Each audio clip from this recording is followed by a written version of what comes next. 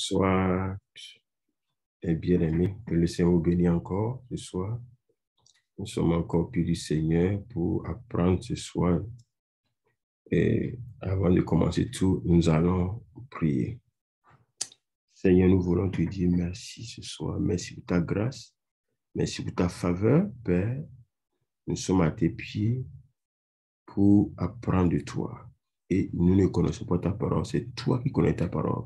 C'est pourquoi nous prions que le Saint-Esprit vienne prendre le contrôle pour nous parler, pour nous instruire, pour que, Seigneur, toute erreur soit enlevée dans nos esprits pour que nous puissions te connaître et marcher avec toi.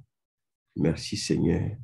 Je prie que chaque auditeur, Papa, a des yeux ouverts par l'Esprit de Dieu. Merci. Au nom de Jésus. Amen. Encore une fois de plus, soyez les bienvenus, que Dieu vous bénisse. Ce soir, nous allons parler d'un thème très important que beaucoup, depuis des années, ont essayé d'expliquer. C'est un thème, un mot qui ne se trouve pas dans la Bible, mais qui a sa signification dans la Bible. C'est le mot Trinité. Oui, aujourd'hui, nous voyons dans la Bible que Dieu dit qu'il est le seul vrai Dieu, comparativement à tous les dieux. Donc, il n'y a pas de vrai Dieu si ce n'est le Dieu d'Israël, le créateur du ciel et de la terre. Et dans tout ce que nous voyons que Dieu est le seul Dieu, mais en trois personnes. C'est pourquoi les théologiens ont amené le thème de Trinité. Donc, beaucoup ont une confusion par rapport à cela. Ils croient qu'il y a trois dieux, alors qu'il n'y a pas trois dieux. Il y a un seul Dieu. Mais ce soir, par la grâce de Dieu, nous allons utiliser des moyens pour expliquer. Donc, avant de commencer par lire les Écritures, nous allons prendre un exemple en utilisant quelque chose de naturel pour expliquer. Je vais utiliser la pomme pour expliquer cela, pour que nous comprenions mieux avant qu'on ne rentre dans les Écritures. Beaucoup croient qu'il y a trois dieux, c'est-à-dire il y a trois pommes, par exemple comme cela. Il y a le Dieu le Père, Dieu le Fils et Dieu le Saint-Esprit. Ça, c'est le pomme. Je ne dis pas que la pomme représente Dieu. Non, je prends un exemple.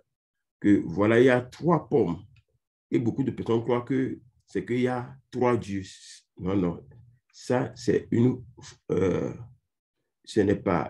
erreur. Il y a d'autres qui croient qu'il y a un seul Dieu comme cela. Le Père est Dieu et il se transforme en Jésus, le Fils. Et après, Jésus s'est transformé en Saint-Esprit. Ça aussi, c'est une erreur. Ce n'est pas biblique. Mais ce que la Bible nous dit réellement, il dit qu'il y a un seul Dieu. Donc, je prends cette pomme, j'ai essayé de partager ça en trois parties. Vous voyez cela? Il y a un seul Dieu, mais en trois personnes. Vous voyez? Une personne, deux et trois. Voilà. Il y a un seul Dieu, c'est-à-dire, on a vu qu'il y a une seule pomme, mais en trois slash. Vous voyez? Donc, ce qui veut dire qu'il y a un seul Dieu, mais en trois personnes. Exemple, voici le Dieu le Père, le Dieu le Fils et le Dieu le Saint-Esprit. Donc, ça, c'est un exemple. On ne dit pas que Dieu est une pomme. Dieu réitère cela. Vous voyez? Donc, Dieu est un, mais en trois personnes. Il n'y a pas trois dieux. Il y a un seul Dieu, mais en trois personnes. C'est pourquoi nous avons le Dieu, le Père, le Dieu, le Fils et le Dieu, le Saint-Esprit.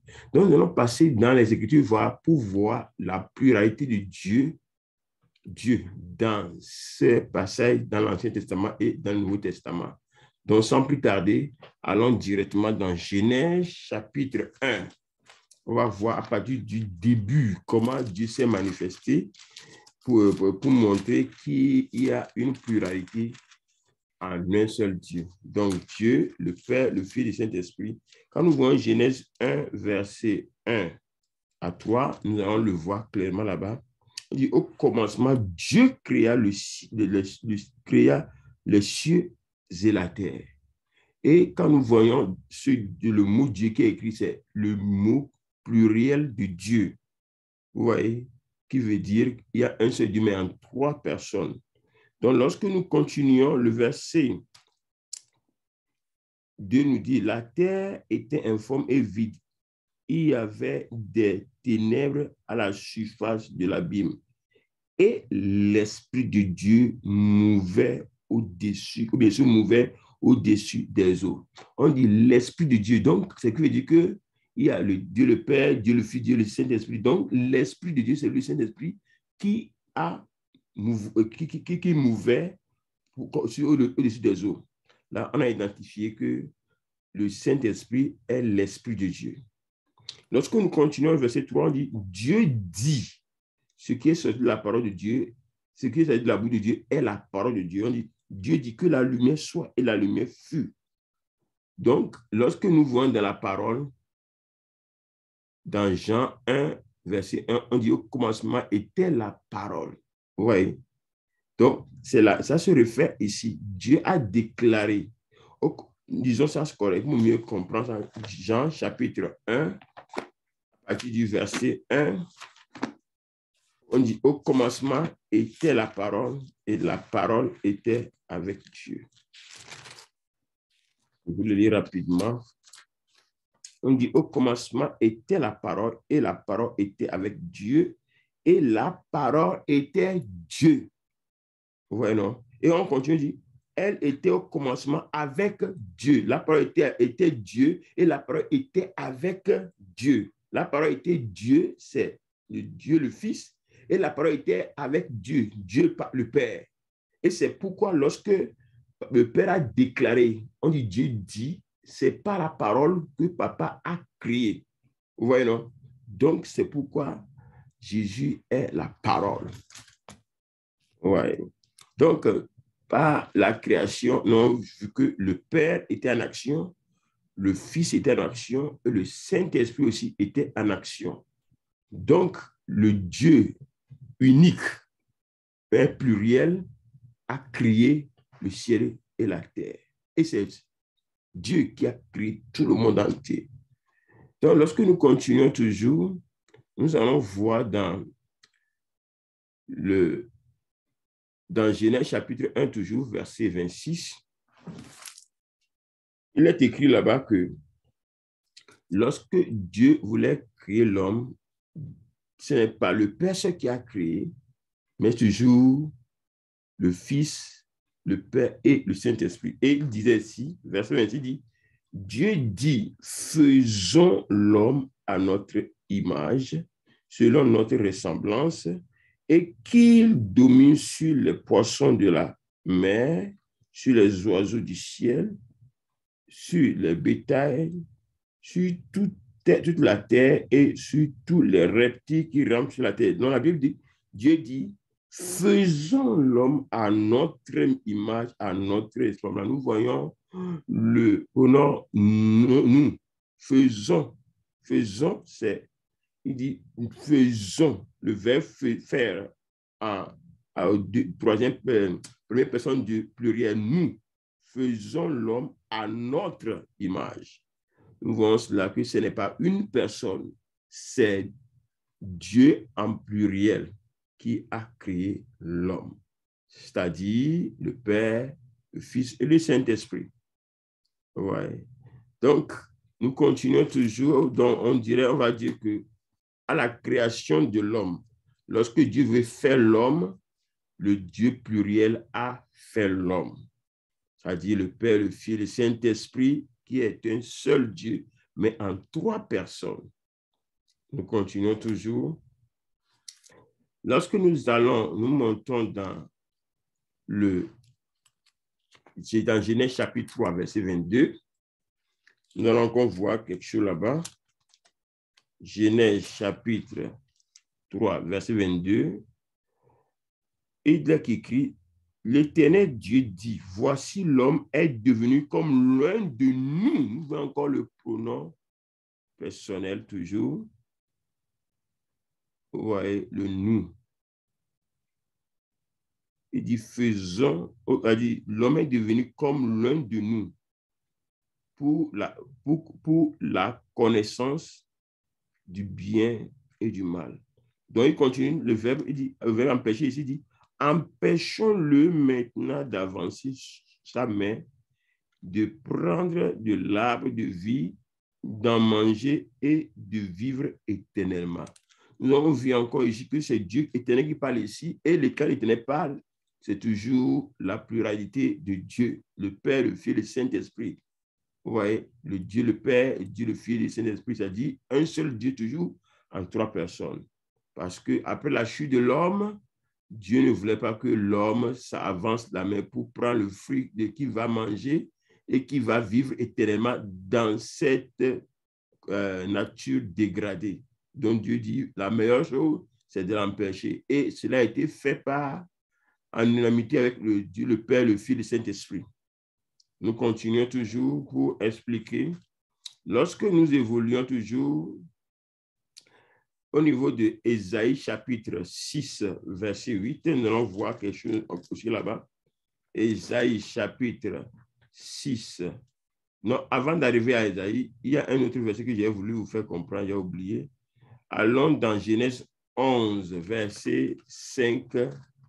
Genèse 11, verset 5 à 7. Là où, après le désordre que l'homme a créé, Dieu a décidé qu'on fasse la langue de l'humanité. Donc, allons dans Genèse chapitre 11, verset 5 à 7. Je vous le lis. La Bible dit, l'Éternel descendit pour voir la ville et la tour que bâtissaient les fils des hommes. Et l'Éternel dit, voici, ils forment un seul peuple et ont tous une même langue. Et c'est là ce qu'ils ont entrepris maintenant. Rien ne les empêcherait de faire tout ce qu'ils auraient projeté. Verset 7. Allons, nous voyons encore le verbe aller à la première personne du pluriel. Allons, descendons et confondons leur langue afin qu'ils n'entendent plus la langue les uns des autres. Et l'Éternel les dispersa loin sur la face de la terre, et ils cessèrent de bâtir la ville. Vous voyez, au temps de la confusion de la langue aussi, nous avons vu que l'Éternel a intervenu. Vous voyez, c'est-à-dire le Dieu, le Père, le Fils et l'Esprit. Ensemble, c'est le Dieu seul, unique, qui a intervenu. Et nous avons vu que, effectivement, ils ont été chassés à cause de la désobéissance. Dieu veut qu'ils soient sur toute la terre pour pouvoir occuper toute la terre. Ouais, mais ils ont décidé délibérément être ensemble et avoir un nom. Donc, ils commencent à bâtir le tout, ou bien la tour de Babel, et nous avons vu la conséquence de la désobéissance. Dieu a oublié de les disperser. Et c'est là où il y a la création des langues. Ouais. Donc, la désobéissance entraîne beaucoup de catastrophes. Nous continuons toujours. Maintenant, nous sautons pour aller dans les derniers versets de l'Ancien Testament. Ésaïe, chapitre 6, verset 8. Je vais vous le lire. Ésaïe 6, verset 8. Ésaïe 6, verset 8.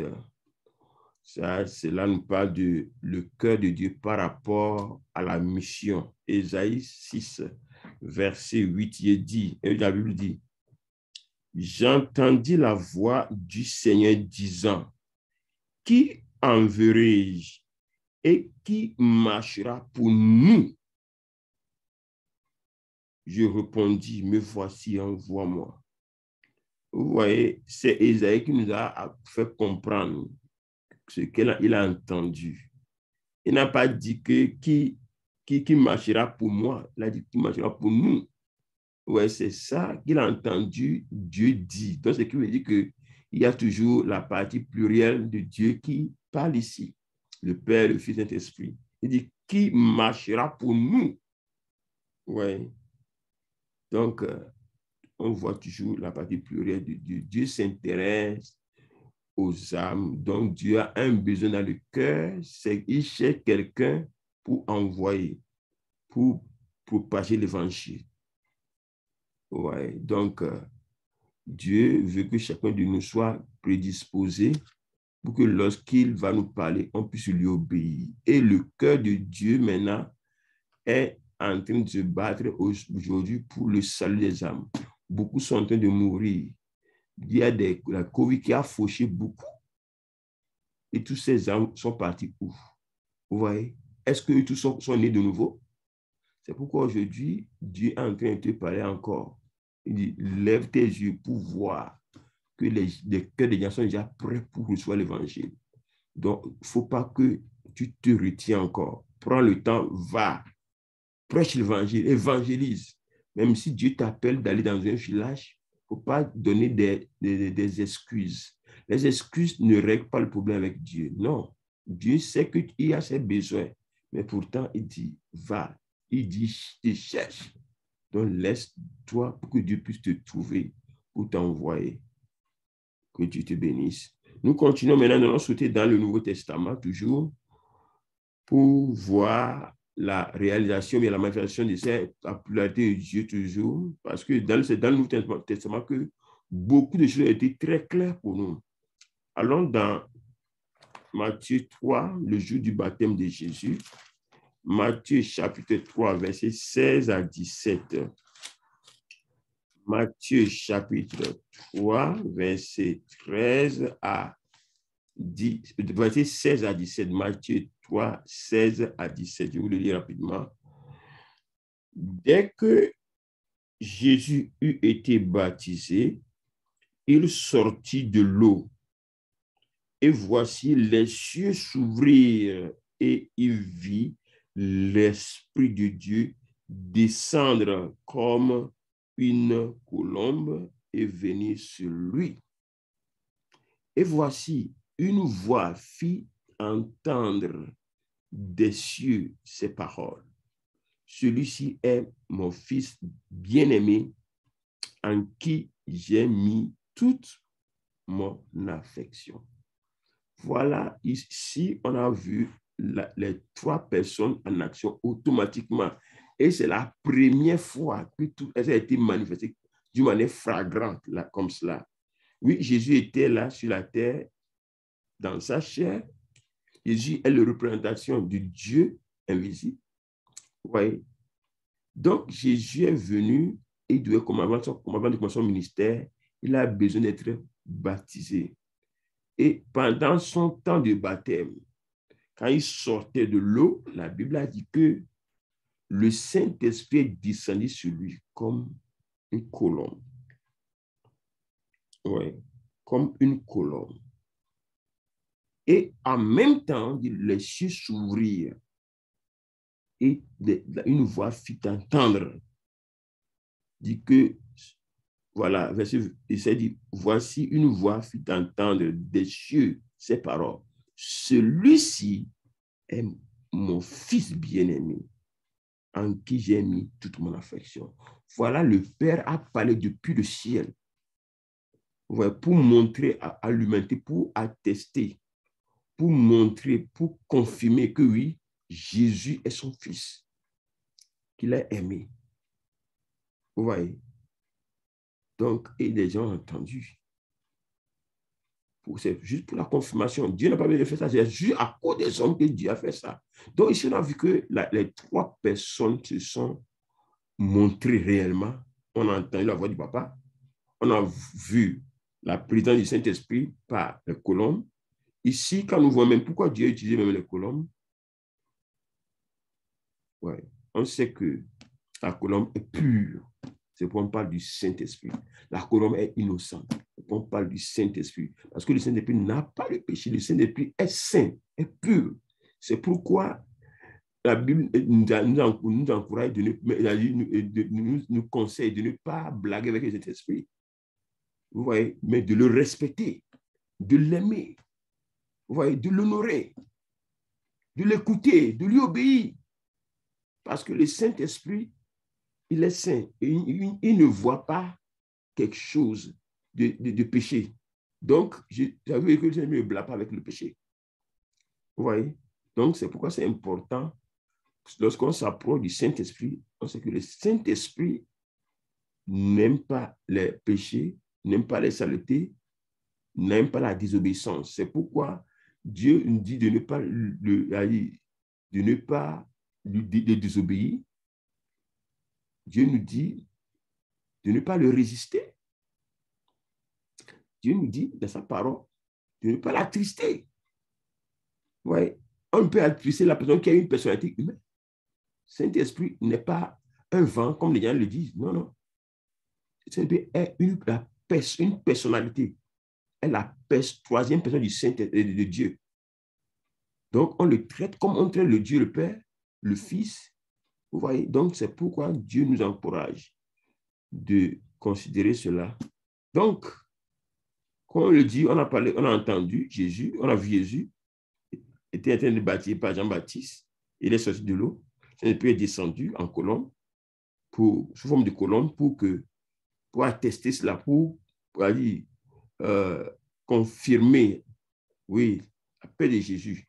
Ouais, Jésus, il veut commencer le travail pour que Saint-Esprit puisse le remplir, que Saint-Esprit puisse le saturer pour pouvoir être équipé pour le travail. Le pourquoi il est venu. Et au même moment, le Père a parlé. On a entendu la voix du Père. Même encore, lorsque nous allons dans Matthieu 17, 5, Matthieu 17, verset 5, nous allons voir quelque chose encore là-bas. Matthieu 17, verset 5, on dit, comme il parlait encore, une nuée lumineuse les couvrit, et voici une voix fit entendre de la nuée ces paroles. Celui-ci est mon fils bien-aimé, en qui j'ai mis toute mon affection. Écoutez-le. Alléluia. Ça, c'est au temps de la transfiguration. Oui, Jésus a amené qui? Pierre, Jacques et Jean. Et ils ont entendu cette parole. Dieu a confirmé toujours qu'il faut qu'on écoute Jésus, parce que Jésus est le Fils bien-aimé du Père, dont le Père a parlé et les gens ont entendu. Lorsque nous continuons toujours dans Jean chapitre 12, 28, le même événement s'est produit là-bas. Jean chapitre 12, verset 28. Jean 12, 28. Il est écrit, ayant ainsi parlé, elle s'en alla. Puis, elle appela secrètement Marie, sa sœur, et lui dit, Jean, je disais 11, Jean chapitre 12, chapitre 12, verset 28. Jean chapitre 12, verset 28 dit, Père, glorifie ton Fils. Et une voix vint du ciel. Je l'ai glorifié et je le glorifierai encore. Voilà, cette voix est venue du Père. Ouais. Quand Jésus s'apprêtait pour aller à la croix. Ouais. Jésus a fait la dernière prière et le Père a répondu directement que oui, j'ai glorifié ton nom et je vais encore le glorifier. Ça, c'est le Père qui a parlé pour confirmer toujours, ou bien pour aider toujours, pour encourager Jésus toujours. Donc, nous continuons toujours. Lorsque nous allons encore dans Matthieu 28, verset 19, là où le Père, ou bien Jésus a donné la grande commission, on a vu encore quelque chose est passé là-bas.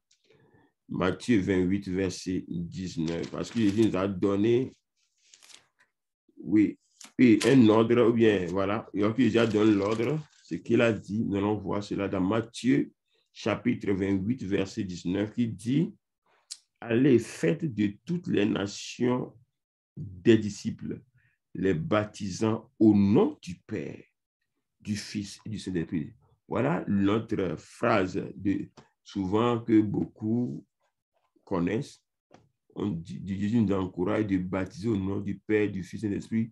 C'est juste pour nous faire encore comprendre que la Trinité s'est fait voir ici encore. Ouais.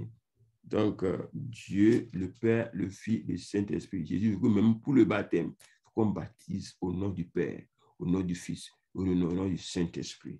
Toujours au temps du baptême, la Trinité s'est montrée là-bas par Jésus lui-même.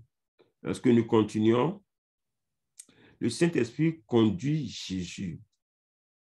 Jésus sauve l'humanité. Mais il y a une déclaration finale que je vais dire. Allons dans 2 Corinthiens 13, 13. Paul aussi nous a donné une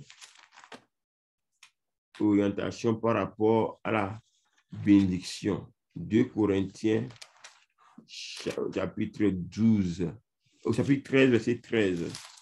2 Corinthiens 13, 13, il est écrit que la grâce du Seigneur Jésus-Christ, l'amour de Dieu, le Père, c'est ça qu'il veut dire maintenant, et la communion du Saint-Esprit soit avec vous tous.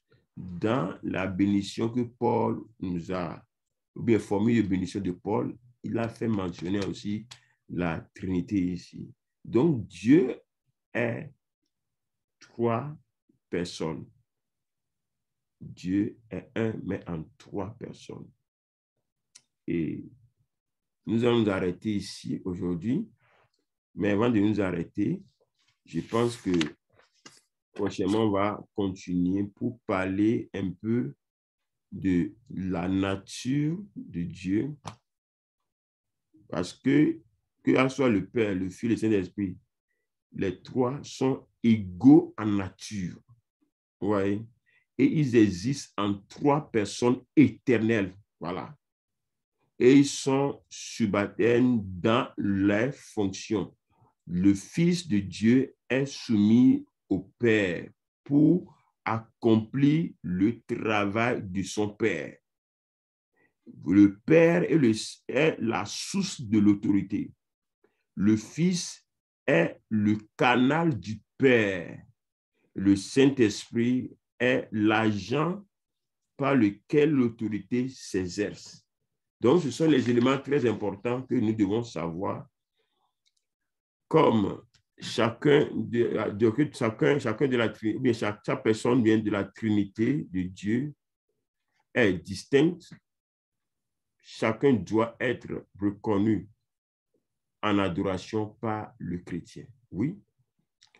Vous voyez, lorsque nous adorons le Père, Jésus n'est pas jaloux, le Saint-Esprit n'est pas jaloux, ils sont contents. Même de la même manière, lorsque nous adorons le Fils, le Père n'est pas jaloux, le Saint-Esprit n'est pas jaloux. Lorsque nous adorons le Saint-Esprit aussi, le Père n'est pas jaloux, le Saint-Esprit n'est pas jaloux. Vous voyez, donc, parce qu'ils sont un. Lorsque tu adores le Père est content, Jésus est content, le Saint-Esprit est content. Donc, c'est pourquoi. Mais lorsque nous voyons tout le parcours de Jésus, Jésus prie toujours au Père. Et Jésus veut que tout ce que nous demanderons en son nom au Père. Donc, on prie au Père au nom de Jésus-Christ. Vous voyez? Le Père ne pouvait pas atteindre sa vision si le Fils ne venait pas. Vous voyez? Le Père, il dit que le Père ne pouvait pas atteindre sa vision si le Fils ne venait pas sur la terre. Donc, le Père dépendait de son Fils, Jésus-Christ. Lorsque nous voyons Jean 3,16, on dit, car Dieu a tant aimé le monde qu'il a envoyé son Fils unique, afin que quiconque croit en lui ne périsse pas moins qu'il ait la vie éternelle. Donc, le but du Père, le Père a aimé le monde, mais il ne sait pas comment faire. Donc, c'est pourquoi il a dit qui enverrait. Et Jésus a dit, je vais venir. Et c'est là que Jésus est venu. Donc, c'est que le Père ne pourrait pas atteindre sa vision si Jésus ne venait pas. Si Jésus ne l'a pas dit oui. De la même chose aujourd'hui, Dieu a des choses dans son cœur. Il veut atteindre les nations sur cette terre. Vous voyez, Dieu ne peut pas descendre pour faire cela. Dieu a besoin de toi et moi. Donc, c'est quoi Dieu qu'on lui dit oui pour que sa vision soit accomplie. Dieu veut dépendre de nous. Dieu veut qu'on soit ses collaborateurs. Quelle fierté d'être collaborateur de Dieu. Donc, c'est pourquoi Dieu nous appelle aussi à être prédisposés pour lui, pour qu'il puisse nous utiliser, pour que ce qu'il veut faire Christ passe par nous pour le faire sur cette terre. Vous voyez, je continue de dire, le Fils ne pouvait pas réussir sa mission sans l'aide du Saint-Esprit. Vous voyez, quand nous allons dans Jean, et sans l'aide du Saint-Esprit et du Père, et quand nous allons dans Jean, chapitre 5, verset 30, je vais vous lire rapidement Jean, chapitre 5, 30. Jésus m'a mentionné quelque chose là-bas. Jean, chapitre 5, verset 30. 5, verset 30, la Bible dit quelque chose là-bas. Il dit, Jésus m'a dit, je ne puis rien faire de moi-même. Selon que j'entends, je juge. Et mon jugement est juste parce que je ne cherche pas ma volonté, mais la volonté de celui qui m'a envoyé. Qui l'a envoyé? C'est le Papa bon Dieu.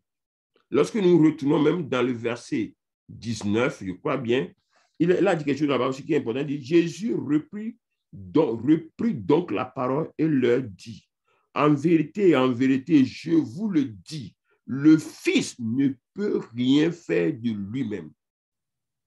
Il ne fait que ce qu'il voit faire au Père. Et tout ce que le Père fait, le Fils aussi le fait pareillement. Donc, il y avait une relation de Papa bon Dieu et le Seigneur Jésus-Christ. Ouais. Donc, c'est ce que Jésus voit le Père faire que lui aussi, il fait. Donc, ce qui veut dire que le Fils ne pouvait pas réussir sa mission sans l'aide du Saint-Esprit et du Père. Lorsque nous allons dans Luc, chapitre 4, verset 1, nous allons voir la deuxième partie aussi. Luc, chapitre 4, verset 1, la Bible dit quelque chose là-bas très, très important. Luc 4, 1. Luc 4, verset 1. Je vous le lis rapidement encore. Il dit, Jésus, rempli du Saint-Esprit, revint du Jourdain et il fut conduit par l'Esprit dans le désert. Vous voyez, Jésus ne pouvait pas réussir sa mission si le Saint-Esprit ne l'aide pas. Donc, il a besoin d'être rempli du Saint-Esprit. Ce n'est pas le jour où a été bâti, l'Esprit était descendu sur lui pour le saturer, pour le diriger. Donc, nous continuons. L'Église de Christ ne peut pas être forte, vivante, sans l'arrivée du Saint-Esprit. C'est seul le Saint-Esprit qui peut conduire l'Église à rassembler ou bien à ressembler d'abord au Seigneur Jésus-Christ pour atteindre la vision du Père et du Fils. Il va falloir que le Saint-Esprit descende pour habiter dans le croyant afin que l'image de Christ soit imprégnée en nous, ou bien en nous ou bien en lui, c'est-à-dire entre le croyant ou bien en nous qui aiment l'Église, et pour préparer l'épouse de Christ, l'Église, aux noces de l'agneau. C'est pourquoi le croyant doit traiter le Saint-Esprit comme nous traitons le Père, le Fils. Ne pas l'attrister, lui obéit toujours.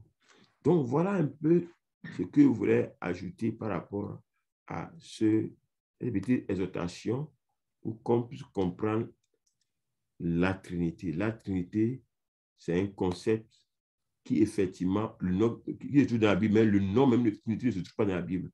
Mais nous prêchons dessus pour montrer que notre Dieu le Père nous a tellement aimés, au point où Jésus va lui dire, Père, je suis prêt pour accomplir ta vision.